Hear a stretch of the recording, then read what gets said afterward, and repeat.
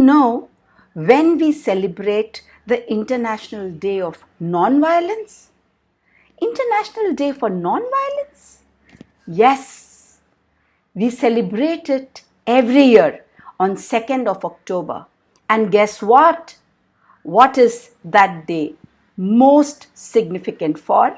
Well, it is the birthday of none other than Bapu Mahatma Gandhi, the embodiment of nonviolence.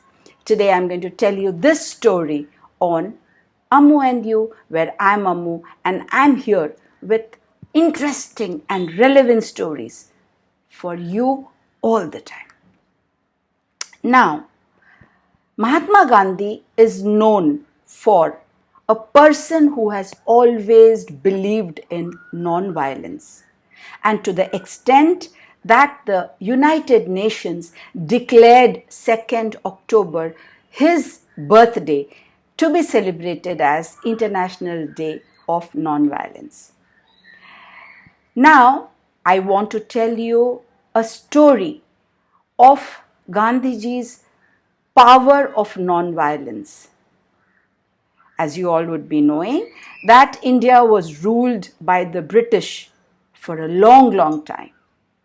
The British was ruling India, and with every passing day, they were doing things to crush the Indians, to do every strategy by which they could defeat the willpower of the Indians, crush them by breaking their backbones, the economy.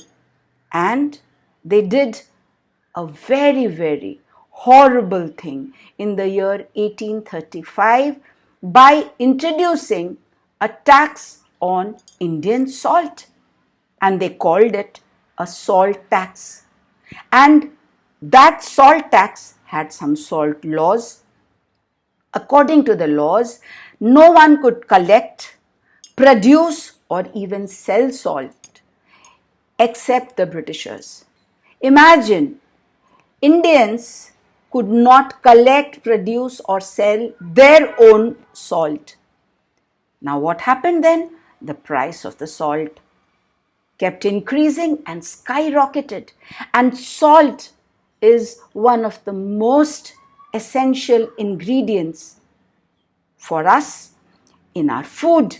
It not only enhances the taste of food, but it also is required to keep us all healthy. Now, this salt tax made life very difficult for the poor.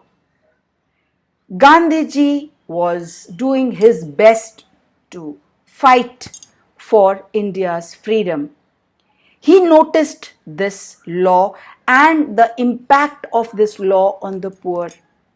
One day, he decided to protest against this unfair law. He said that salt is essential for our health, and it is as essential like we need air to breathe, and food to eat, and water to drink. And so, there is no way that the Britishers can impose this law on us.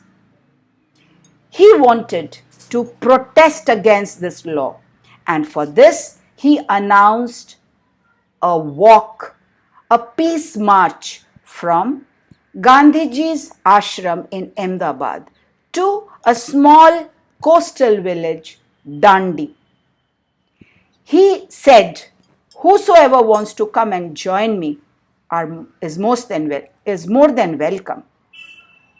And guess what, children? He started his march in the year of 1930 on the 12th of March with only 78 followers. Only 78. He did not care. Now, the distance between his ashram and Dandi was about 240 miles. That is around 380 kilometers. But he was not bothered. It took 3 weeks to reach Dandi, and Gandhiji had only one instruction to be given to all his followers: No violence at any cost. The whole protest march, peace march had to be non-violently. Many people started joining him at various points of that march. Many significant leaders who were also fighting for India's freedom joined him. And slowly, when the peace march protesting against the salt law reached Dandi, you know how many people were there? 50,000 people were there with Mahatma Gandhi standing at the coast of the sea, where Gandhiji picked up some grains of salt and took a pledge. I promise that with this salt, I am going to shake the foundation of the British Empire. And thus he launched a civil disobedience movement. Again, a non-violent, peaceful protest of not to obey the British atrocities.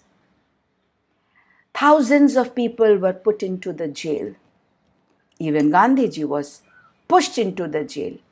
But this initiated the discussions from the British side with Gandhiji. They said that we can't take this silently. Something needs to be done about it. This man with just a lathi to walk with is motivating the whole of India.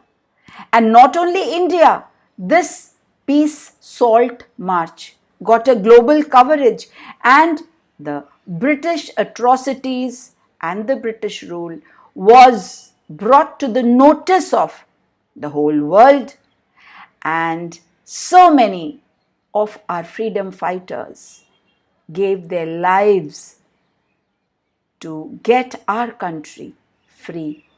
Gandhiji was one of the biggest freedom fighter, believing in non-violence, Satya and Ahimsa, truth and non-violence. And with all of this struggle and sacrifices, India got its freedom finally on 15th of August 1947. Gandhiji's Salt March is symbolic of unity and courage of every people. He said that even tiny grains of salt, when together, can make such a difference in the taste of the food and increasing the health of human beings. Similarly, when people from any walk of life come together, are united with courage and conviction, they can stand against the biggest of injustice, and all through non-violence.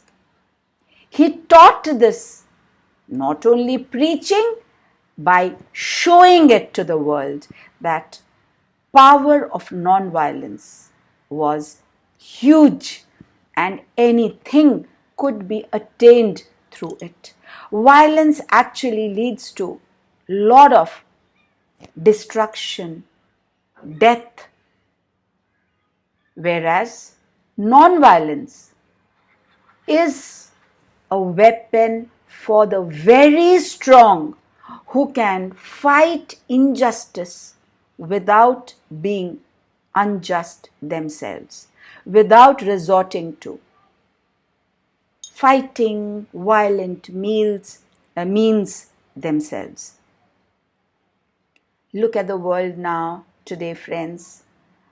There are so many wars going around, and the outcome of war is only destruction.